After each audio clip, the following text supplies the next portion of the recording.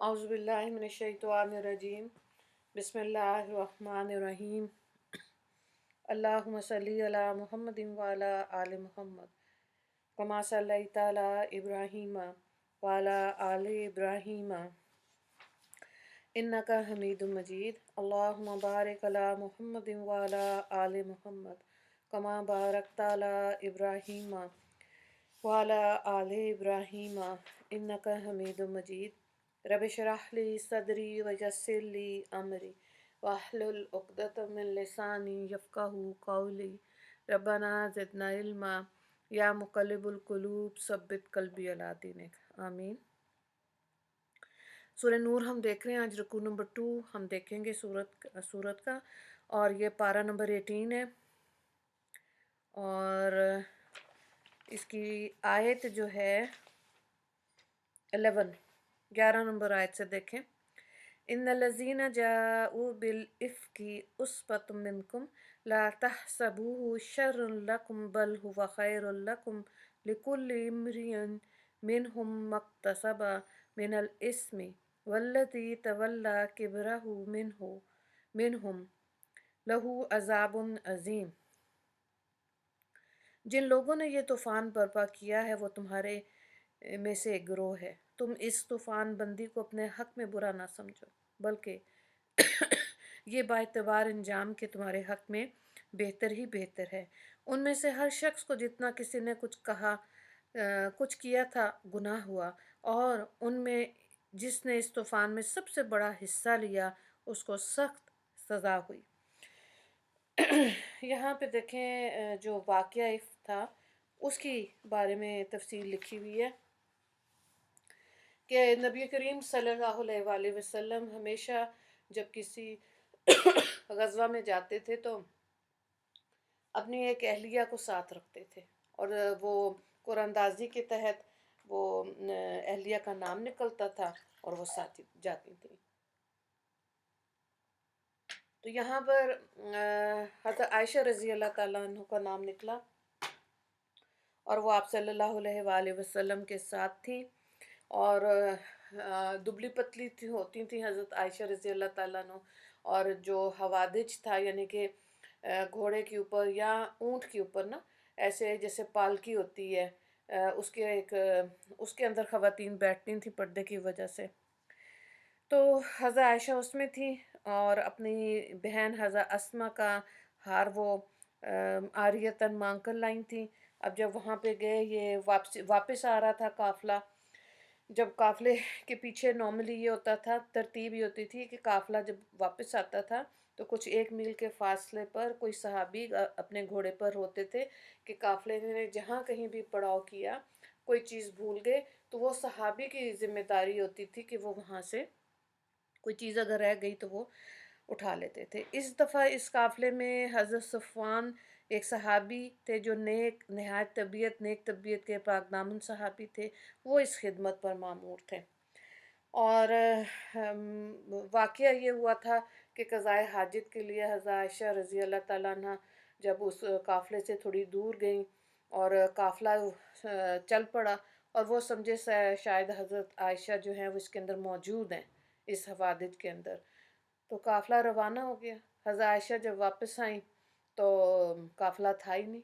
परेशान हुई, बहरहाल वो एक जगह पे बैठ गई और उनकी आंख लग गई। ये जो सहाबी थे हज़रत सफ़वान, ये अपने घोड़े पे जब आए, और उन्होंने जब तक पर्दे की आयत नाज़िल नहीं हुई थी, हज़रत आयशा को उस ज़माने में देखा हुआ था। तो वो अपने घोड़े से उतरे। हज़रत आयशा रज़ी अल्लाह ताला अन्हा की आँख खुल गई, तो उन्होंने फिर कहा कि आप इस पे बैठ जाएं और हम मदीना इस तरह पहुँच जाएंगे। इस तरह वो मदीना की तरफ आ गए, और वो जो हार था वो जब ऊँट उठा हज़रत आयशा का, उसके नीचे से मिल गया था। बहरहाल तो जब वापस मदीना की तरफ आए तो हज़रत आयशा रज़ी अल्लाह ताला अन्हा का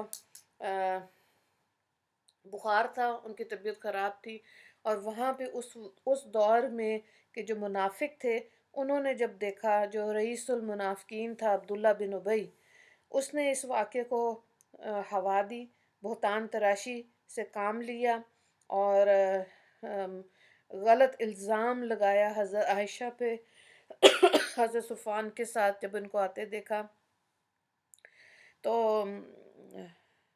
इस चीज़ का अफ़सोस नबी करीम सल्लल्लाहु अलैहि वसल्लम को बहुत था, क्योंकि हज़रत आयशा तो बीमार थी, ज़्यादातर अपने हुजरे में रहती थीं। आप सल्लल्लाहु अलैहि वसल्लम तशरीफ़ लाते थे, पूछते थे खैर खैरियत, लेकिन ज़्यादा बात नहीं करते थे और फिर वो चले जाते थे। लेकिन उन्होंने, हज़रत आयशा ने महसूस किया कि आप सल्लल्लाहु अलैहि वसल्लम सही तरह से गुफ्तगू नहीं फरमा रहे। बहरहाल एक दिन इसी तरह से वो क़ज़ाए हाजत के लिए, जो उनके साथ खातून थी होती थी उम्मे मिस्ता, जो कि मिस्ता की वालदा थी, वो उनकी वो हज़रत अबू बकर सिद्दीक़ रज़ी अल्लाह तआला अन्हु की खालाजाद बहन थी, इनके बेटे का नाम मिस्ता था। तो उसने, मिस्ता ने भी इस गलत बातों में जो तोहमत लगाई हज़रत आयशा में, उसमें बातें की। तो जब रात के वक़्त हज़रत आयशा के साथ वो जा रही थी, तो उन्होंने अपने बेटे को बुरा भला कहा। हज़रत आयशा ने कहा, क्यों आप अपने बेटे को इस तरह बुरा भला कह रही हैं, इस तरह बच्चों को बद्दुआ नहीं देनी चाहिए। तो उन्होंने सारा वाक़या सुनाया। तो जैसे ही उन्होंने इस पूरी बात सुनी, तो उनको समझ आ गई कि किस लिए आप सल्लल्लाहु अलैहि वसल्लम उनसे सही तरह से गुफ्तगू नहीं फरमा रहे थे। एक रंज और गम का पहाड़ उन पे टूटा। और फिर जब वो घर आईं, तो उन्होंने उसके बाद आप सल्लल्लाहु अलैहि वसल्लम से इजाज़त लेके हज़रत अबू बकर सिद्दीक़ यानी कि अपने मैके गईं। वहाँ पर भी आप सल्लल्लाहु अलैहि वसल्लम रोज़ तशरीफ़ लाते थे, हज़रत आयशा की खैरियत पूछते थे। इसी तरह एक दिन जब तशरीफ़ लाए, तो आप सल्लल्लाहु अलैहि वसल्लम पर वही का नुज़ूल शुरू हो गया, और उसमें अल्लाह ताला ने आयत नाज़िल कर दी, और ये वज़ाहत हो गई कि आप हज़रत आयशा बिल्कुल पाक दामन खातून हैं, और उनके ऊपर जो तोहमत लगाई गई है उसके लिए बरात अल्लाह ने आयत में नाजिल की। तो अब्दुल्ला बिन उबई जो मुनाफिकीन का सरदार था, मगर बज़ाहिर मुसलमान बना हुआ था, दर पर्दा वो बहुत ही खबीस और बातिन में दुश्मन रसूल था। वही इस तोहमत का को फैलाने वाला था। मुनाफिकीन मदीना जो बज़ाहिर मुसलमान बने हुए थे, मगर दिल से दुश्मन इस्लाम और मुसलमीन थे, उन्होंने भी इसका चर्चा करना शुरू कर दिया। और बाज़ सीधे साधे मुसलमान भी सुनी सुनाई बातों का तज़किरा करने लगे। मुसलमानों में से सिर्फ़ 3 नाम अहादीस से और सीरत की किताबों में ज़िक्र किए गए, जो इस तज़किरा तोहमत और चर्चे में अपनी सादा लो और भोलपन से शामिल हो गए थे। 2 मर्द थे, एक औरत। एक हसन बिन साबित अंसारी जो मशहूर शायर इस्लाम है, दूसरा मिस्ता जो हज़रत अबू बकर सिद्दीक़ रज़ी अल्लाह तआला अन्हु के खालाजाद भाई थे, तीसरे और बदरी सहाबी भी थे, और तीसरा हज़रत हमना बिनते हजश। चुनांचे 1 माह तक ये किस्सा रहा। आखिर ये आयत यानी पूरे 2 रुकूद नाज़िल हुए, जिनमें हज़रत आयशा सिद्दीक़ा रज़ी अल्लाह तआला अन्हा की बरात और पाक दामनी का ज़िक्र इसमें आएगा। जब ये आयत नाज़िल हुई, तो मुसलमानों में से सिर्फ इन 3 को तोहमत लगाने की शरई सज़ा यानी 80 कोड़े मारे गए, और वो अपनी गलती से ताइब हुए। अब्दुल्ला बिन उबई के मुतल्लिक़ ये एक कौल ये है कि इसको सज़ा नहीं दी गई थी, इसलिए कि वो मुनाफिक था। इस मामले में मुनाफिकीन से कुछ नहीं कहा गया, मगर बाज़ रवायात से मालूम होता है कि इस अब्दुल्ला बिन उबई पर भी हद जारी की गई और इसको कोड़े मारे गए थे। और तिबरानी ने हज़रत उमर रज़ी अल्लाह तआला अन्हु से रवायत किया कि रसूलुल्लाह सल्लल्लाहु अलैहि वसल्लम ने इस मौके पर अब्दुल्ला बिन उबई मुनाफिक, जिसने असल तोहमत घड़ी थी, इस पर दोहरी हद जारी की थी। अलगर्ज़ इस किस्सा इफ़्क की इब्तिदा इस आयत से होती है। इसमें बताया गया कि ये तूफ़ान उठाने वाले वो लोग हैं जो इस्लाम का नाम लेते हैं और अपने को मुसलमान बताते हैं। इनमें से चंद आदमियों ने मिलकर यह साजिश की, और कुछ नादानस्ता इनकी अय्यारी का शिकार हो गए। आगे जिनको इस वाक़ये से सदमा पहुंचा था, इनकी तसल्ली फरमाई गई कि बज़ाहिर ये चर्चा नहायत मकरूह, रंज और नाखुशगवार था, लेकिन फिल हकीकत इसकी तय में बड़ी बेहतरी छुपी हुई थी। इमाम कुर्तुबी ने अपनी तफसीर में लिखा कि यूसुफ अलैहिस्सलाम पर तोहमत लगाई गई, तो अल्लाह ताला ने एक छोटे बच्चे को कुव्वत गोयाई दी। उसकी शहादत से उनको बरात ज़ाहिर हुई। हज़रत मरीम अलैहिस्सलाम पर तोहमत लगाई गई, तो अल्लाह ताला ने इनके शीर ख्वार फ़र्जंद ईसा अलैहिस्सलाम की शहादत से इनको बरी किया। और हज़रत عائشہ صدیقہ رضی اللہ تعالیٰ عنہا پر تہمت لگائی گئی تو اللہ تعالیٰ نے قرآن کریم کی 10 آیات نازل کر کے ان کی برات کا اعلان فرمایا، جس سے ان کے فضل، عزت، فضیلت کو اور بڑھا دیا۔ سبحان اللہ، سبحان اللہ۔ اس واقعے میں خیر کا ایک پہلو یہ بھی تھا کہ یہ واقعہ افق سورہ نور کے نازل ہونے کا سبب بنا۔ اس کی بدولت مسلمانوں کو اللہ تعالیٰ کی طرف سے اہم اسلامی ہدایات، معاشرتی قوانین، احکام اور تمدنی ضوابط حاصل ہوئے، جن پر عمل کر کے مسلمان معاشرے کو ہمیشہ کے لیے برائیوں کی پیداوار اور ان کی اشاعت و ترویج سے محفوظ رکھا جا سکتا ہے، اور اگر پیدا ہو جائیں تو ان کا بروقت تدارک بھی کیا جا سکتا ہے۔ پھر اس واقعے میں ایک خیر کا پہلو یہ بھی تھا کہ تمام مسلمانوں کو قیامت تک کے لیے یہ بات اچھی طرح معلوم ہوگی کہ نبی کریم صلی اللہ علیہ وآلہ وسلم باوجود اشرف الانبیاء اور افضل المرسلین ہونے کے، جو کچھ اللہ تعالیٰ بتاتے اور جب غیب کی باتوں کا علم دیتے وہی اور تبھی آپ کو علم ہوتا۔ ایک مہینے تک آپ حضرت عائشہ صدیقہ رضی اللہ تعالیٰ عنہ کے معاملے میں پریشان رہے، کبھی خادمہ سے پوچھتے، ان کی جو خادمہ بریرہ تھی، کبھی ازواج مطہرات سے، کبھی حضرت علی رضی اللہ تعالیٰ عنہ سے، اور کبھی اسامہ رضی اللہ تعالیٰ عنہ سے مشورہ کیا۔